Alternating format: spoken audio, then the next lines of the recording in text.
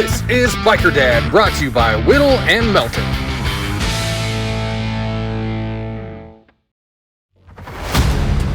Have you ever sat at your job and thought, what if I just got up and left? Tell that horrible boss to take this job and shove it. Have you ever wanted to just walk out? What about burnout? Well, that's exactly what I did, but I didn't just quit. I left my 25-year corporate career to ride motorcycles and tell your story. Daytona Beach, Florida, where you can actually drive onto the beach. Rick Fairless, a legend of his own, introduced me to Richard Rollins. Mayfield, Kentucky. Southeast Missouri. Beautiful city of Knoxville, Tennessee. Gulf Coast of Mississippi. The Florida coast and the Tampa Bay area. Orange County Choppers, Roadhouse and Museum. Talking to Paul Tuttle Sr. himself. But make no mistake, this is not a show about motorcycles or even about me. Instead, I travel across the country to meet the people who use their passion for motorcycles to make their communities stronger, safer, and better. This is Biker Dad.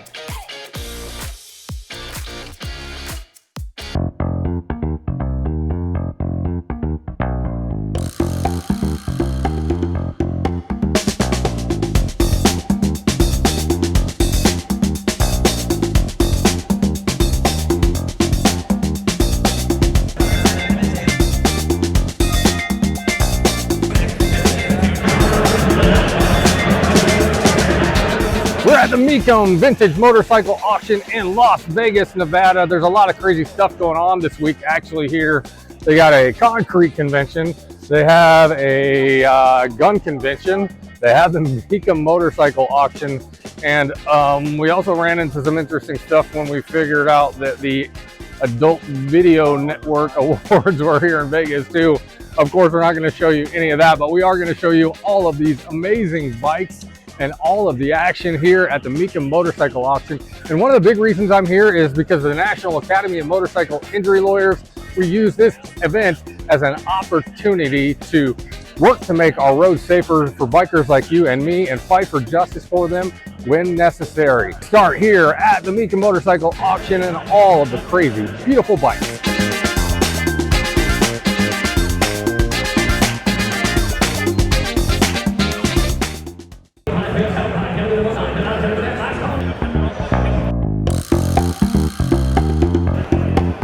It's the Mecum Vintage Motorcycle Auction in Las Vegas, where every rev of an engine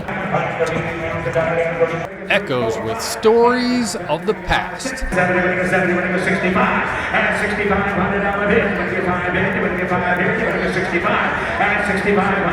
Thousands of vintage bikes up on the block. 329er from the Weaver collection, a 97 Yamaha FZR 600R.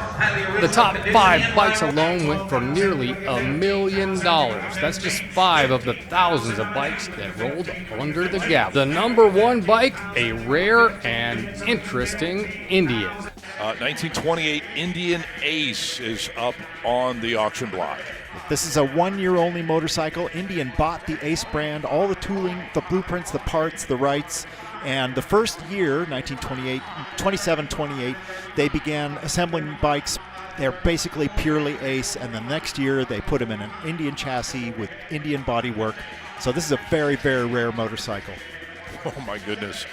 150, 70, 80. The reserve is off at $180,000 now. Well, you know, we should be surprised, but we have been to this auction before, and we understand the dynamic of what happens here.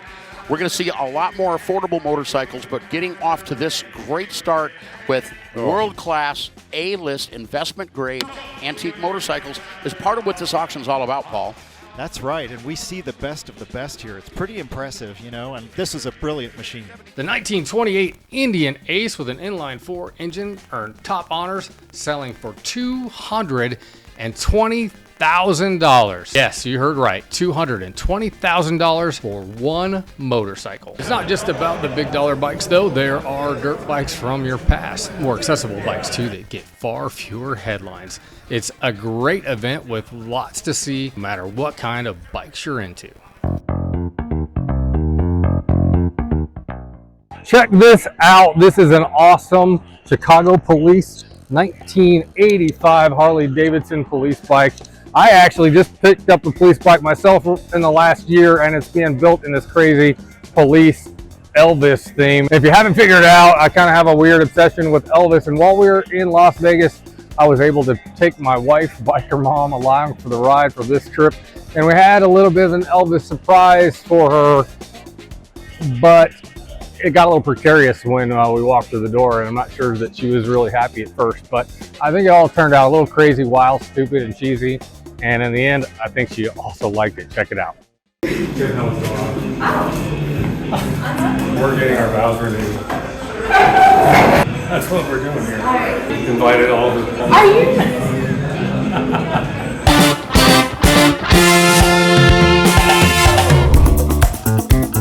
Oh my Lord. I don't know what we're doing. But... I don't either. Listen, Tony, this is your very, very special day. I am honored to be here with you, your distinguished guests. This is a bit of a surprise here, and I hope you enjoy it.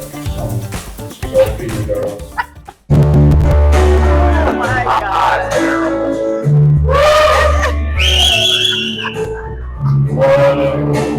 Only fools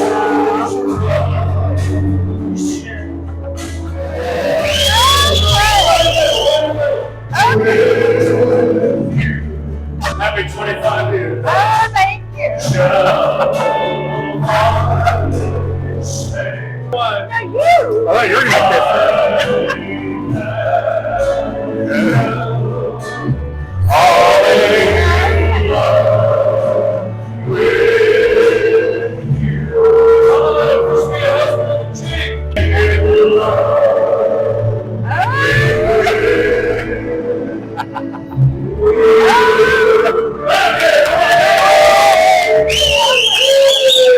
What a big crowd we got.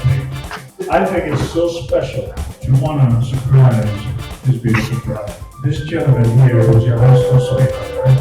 And he loves you so much, he wanted me to be here, so turn and face one another, folks. And let us give a big round of applause again. There, 25 years. Never forget the day you met. Never forget, Chris, the day you looked at your beautiful girl back in high school and you said, one day, I'd like to love her too. And you looked at him and you said, well, maybe one day you will love me too.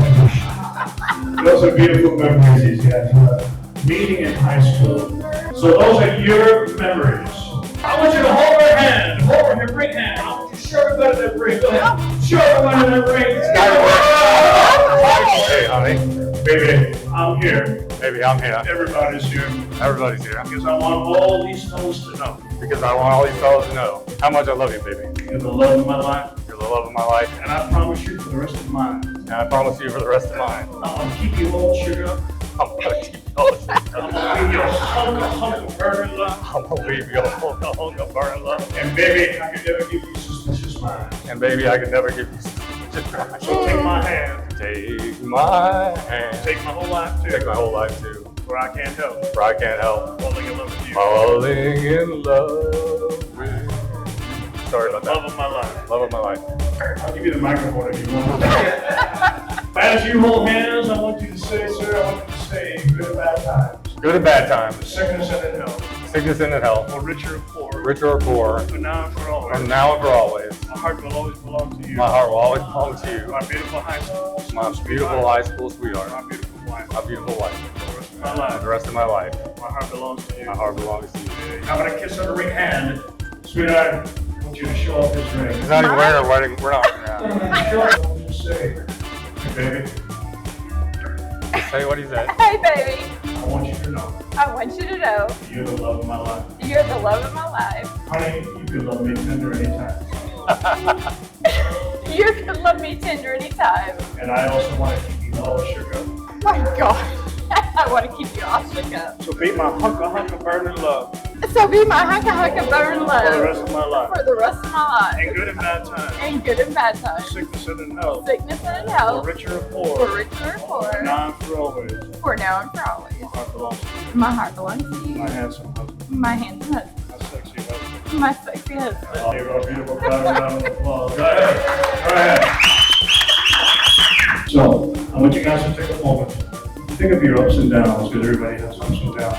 Well, look at you. It was a lot of, hey, baby, you look good. It was a lot of, I want you, I need you, I love you. It was a lot of this.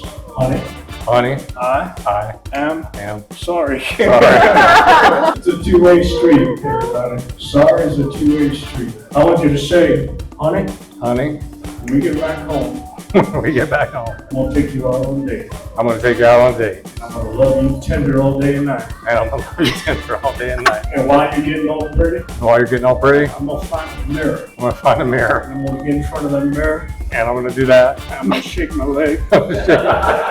And for one night, one sold out night, one sold out night, I'm your elder. Oh. Chris, are you promise you're gonna do that? Oh yeah. All right. Love each other, respect each other, be good to each other, have fun with each other. What we're doing now, having a good time. Yeah. Your husband wanted to just surprise you, honey. And honey, you know what I want you to do for next time? I want you to give him a Saturday night look. No, is that your Saturday night look? I don't know. Is it a Monday night look? I want you both to repeat. I want you to say, honey, Honey, don't be cruel. Don't be cruel. Don't treat me like a hound dog. Don't treat me like a hound dog. I want you, I need you, I love you. I want you, I need you, I love you. Love me tender. Love me tender. Love me true. Love me true. Love me true. You're all my dreams fulfilled. You're all You're my dreams Oh, fulfilled. my darling. Oh my darling. I love you. I love I love you. And I always will. And I always will. And I want your invited guests to repeat after me for your couple. Bitch, going for the money. Two for the show. I'm free to get ready. Now, roll can't go. Chris, I hope this memory lasts you both a lifetime. I hope that your lovely, beautiful wife will get over the shock. And we'll look at you and say, oh, honey, that was so sweet. You're a high school sweetheart. You accept her over again as not only the love of your life, but you walked away with your life. I do. You accept this handsome guy as once again the love of your life, your high school sweetheart over again. You accept him as you walked away with your husband. I do. Well, there's only one thing left to do. Go in peace. Go have fun. Go celebrate. He's paying. On this very special January 25th of 2024, I proudly pronounce them both husband and wife after 25 years. Just a beautiful bride, sir! Just a beautiful bride! Come on! 25 years! All right, put your hands together. Come together, come on! Okay. Let's conversation, a little action, please. Don't do something, do it from my freedom. It's gonna be out like to say how to use you. Come on, won't leave us alone. Let me conversation, a little action, please. Satisfied.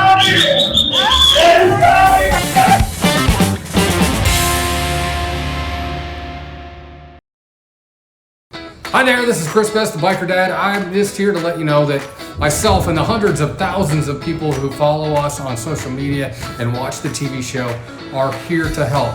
Do you need help with something? Give me a call. That's my number right there, 251-402-6392. Especially if you need legal help, I have an army of lawyers across the country who can help you with injuries after motorcycle crashes especially, but other stuff like crime and everything else too. So give me a call, 251-402-6392.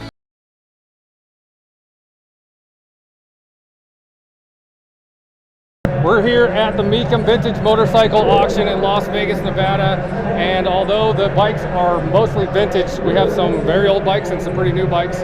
Jason Melton is here with us, Florida injury lawyer, to talk about the difference in some of these bikes. Yeah, I was just so drawn to this bike as soon as I walked in. It's a 1939 Harley Davidson Knucklehead, which honestly, what's the first thing you see on this bike? It's these wheels. I mean, Chris, what? Have you ever seen a bike like this? Yeah, actually, Harley still makes a bike called the Fat Boy with solid wheels on it. Yeah. And this is the first year where they actually cut it out because those look really cool. But think about this: how does it affect the ride? You're riding down the highway, and a giant semi comes by you, and a burst of wind hits you. Yeah, you're gonna move, right? To that? Yeah. So in the 80s, I had a Huffy Sigma, had wheels like that. Yeah. And I was delivering newspapers, and a semi knocked me over, and I went and took those wheels off. You can remember. That's an event you'll remember. Yes. Yeah. And so that's definitely. This is not a bike that you're going to go 90 miles an hour on the freeway anymore anyway. But I will tell you, the Knucklehead by Harley Davidson is because the engine looks like your knuckles, the top of the engine. Oh wow. Right here. And this is a revolutionary engine because I believe, if I'm not mistaken, it's the first bike that Harley made that went over 100 miles an hour. Well, and I think like 1938. 1936 to 1939 is like a super exclusive time for these knuckleheads. Yeah. So, but what's so great about this? We have this old bike, right, with these really cool features, and it's sitting right next to this brand new bike. I would love to hear from you. Like, what are the main features of this new bike that make it so much safer than this bike? Well, this is because it's only got about 90 years on it. Yeah, this is a 2019. It's called a Road Glide, and so one of the biggest things, and it's even still relatively new for a lot of the Harley Davidsons, is that has ABS on it. So this bike, obviously, this has probably old drum brakes. Right. Disc brakes. Right. So drum brakes are bad. An automatic braking system is one that sort of pumps on its own, right? So it keeps you from, when you hit the brakes. You don't lock up. Yeah, you lock up in a car, it's bad. You lock up in a bike, and it's really bad. It's really you bad. Go sideways, you go down. Right. And so the ABS prevents that. And you know what a lot of people don't realize is that comfort is a safety issue. Sure. So you're on this thing with this kidney busting seat with no suspension on it. You could be on a horse. Yeah, people had to ride belts to keep their kidneys from being damaged on this. Obviously, that's like that seat alone on the bike's $1,000, and it's very comfortable. Also, the fairing on there, the windshield on this Road Glide is also going to protect you a lot from the wind. Yeah. So imagine riding that in the rain versus riding this in the rain. And I can only imagine the weight. This bike must weigh much like. Those are close to 1,000 pounds. Right. And I'm guessing this is around 500-600. Right. And that's with fuel and oil and everything. But and just those tiny things, they're the size of a coffee can. Right. So that, I think, would be the biggest thing. And again, another safety feature is comfort. So you're on this thing. You got a back support. You have back support. You have wind buffeting, keeping the rain off of you. And it's also, honestly, it's a reliable bike. Back in the day, everybody jokes about all this leaking oil and stuff like that. Right. They haven't really done that since the 70s. This bike's not going to leak oil unless you beat it up and do something wrong. Obviously, that's a safety issue. If your bike breaks down and you got to pull over on the highways, you get hit by a semi, that's a safety issue. So what do we learn here, folks? Come to the Mecum auction if you want to see a lot of cool bikes, but definitely bring a biker dad with you so you know what you're looking at, because this is too much information for me. Wow. I'd rather have this one, though, just for the record. You could buy, well, this is a very nice specimen, but you could buy 7 or 8 of these brand new for what that one is worth. And blue is my favorite color, so obviously I love it. Thanks, Chris. Thank you. All right. See you, buddy. Biker Dad road trip.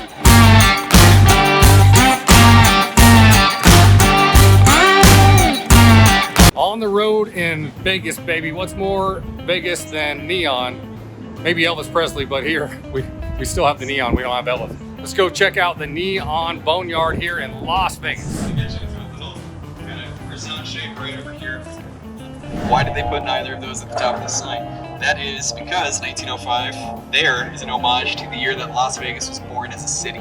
To give you the kind of long and short of it, we're born as a railroad stop in between Salt Lake City, Utah and Los Angeles, California. We're a place to get a snack, get some sleep, get some water before you take care of business in a money-making town elsewhere, right? You can't eat, sleep, or mingle amongst anybody else. Normally that was a tricky proposition. You had to go find your way amongst the city. That's why the Moulin Rouge is such a cool spot, because now you got a safe place to go and a cool place to camp out, like I said. If that Lady Luck sign looks maybe a little bit familiar, some of you guys might have seen a very famous Las Vegas film called Vegas Vacation, starring Chevy Chase. One of the characters in that film dances on top of the Lady Luck sign. Lo and behold, ta-da! This is the sign featured in the film. That is probably why it looks like it was stomped and danced all over, because it was stomped and danced all over at one point in its history. So that's a pretty nifty fact, right? This is one of 4 Tim Burton signs, handcrafted by the master himself. Highly recommend taking a photo with it. This is a once-in-a-lifetime opportunity. His hands were, slobbering all over this thing. It's pretty cool. Tim Burton number 2 and Tim Burton number 3 going to be opposite the giant guitar. We're going to talk about them in about 15 minutes. And then at the very end of the tour, Once I'm saying my goodbyes to you guys, I'm getting emotional. When somebody hands me the tissues, I'll be wiping away the tears, and I'll tell you guys about the fourth sign. It is top secret. Mr. Burton specifically asked me to only tell my coolest groups about it. And I don't mean to brag, but you guys seem pretty cool. So I'll tell you in about 16 and a half minutes. Sound good? Here up north, a little patch of federally owned unmarked desert known colloquially as the Nevada Proving Grounds. At one point, we conducted 3 to 4 atomic detonations above ground every single month for a decade straight.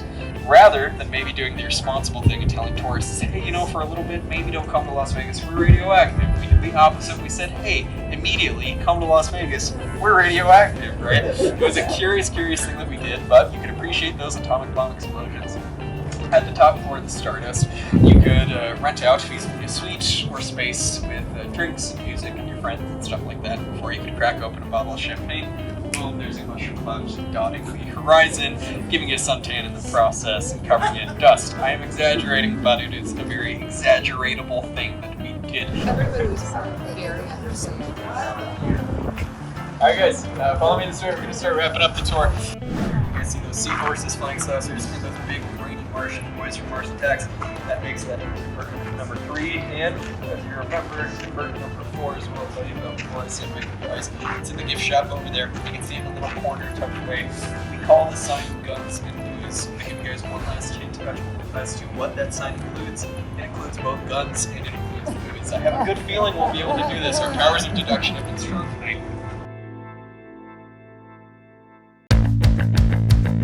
Our Back on Two stories are brought to you by Whittle and Melton.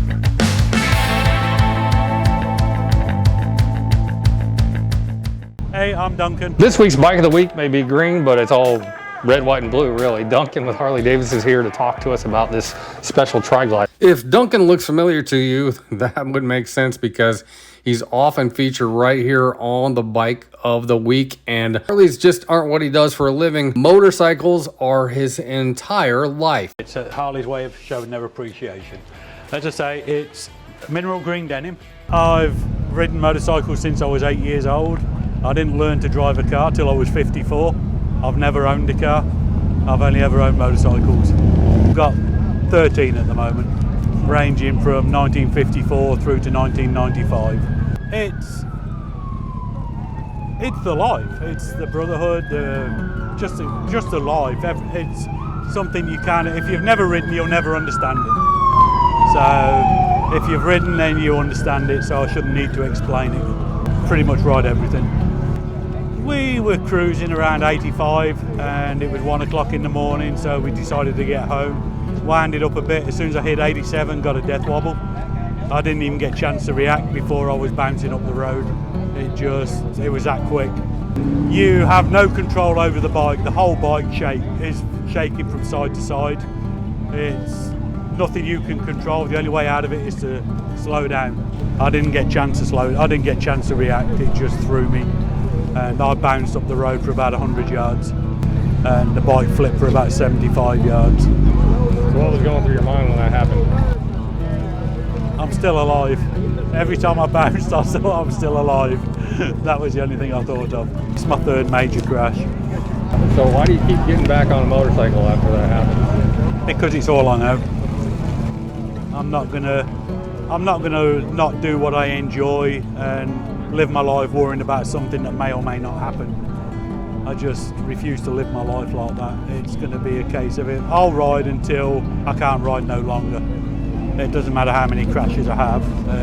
The day that I can't ride will be the day I quit. When you say you have no car, you ride in everything, snow, rain, ice on the road, yeah. Bought two since then. I bought a 1978 Motor Guzzi and a 1995 VMAX. So, well, I've got 5 Harleys, so share the love.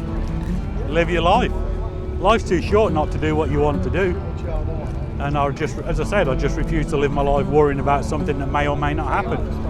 If it happens, it happens. If I survive, I survive. If I don't, I'm not going to worry about it.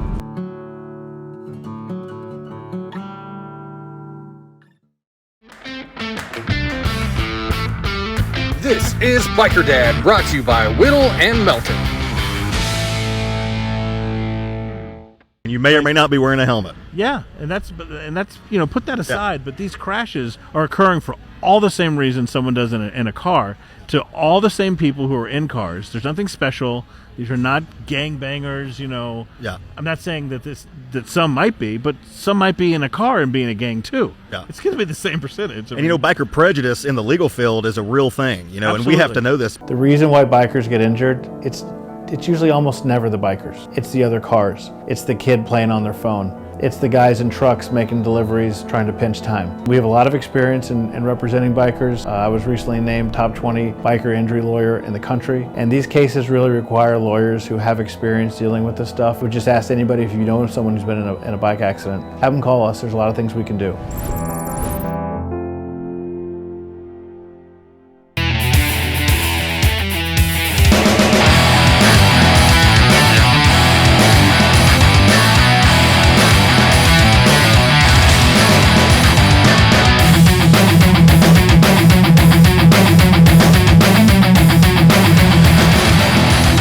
I would like to thank the National Academy of Motorcycle Injury Lawyers.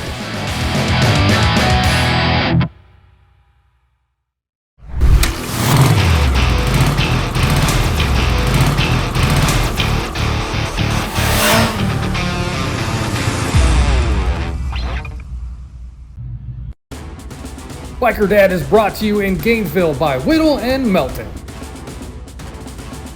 Dale Prince from Brantford, Ontario, Canada. We came down here, we had a conference that we attended and decided to extend our stay by 3 days. I've ridden out of here once before. I brought a couple buddies with me. We rented 3 Ultra Classic Road Glide and headed out to San Diego.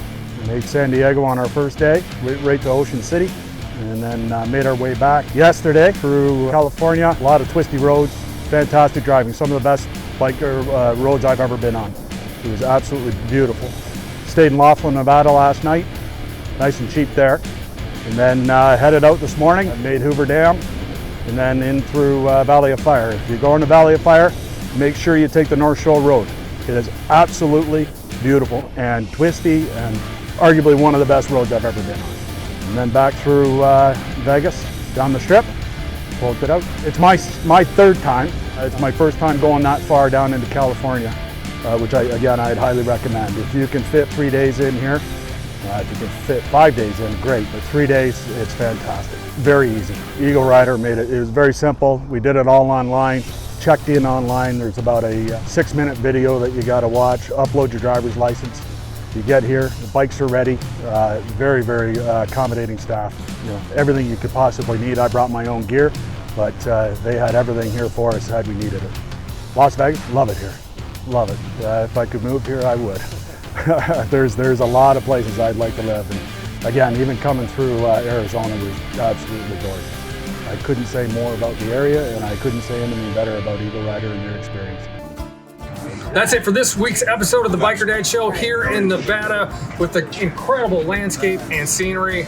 Las Vegas is cool, but you really have to check out what's going on around it if you come on a motorcycle. So see you next week on the Biker Dad Show, and until then, please look twice for motorcycles.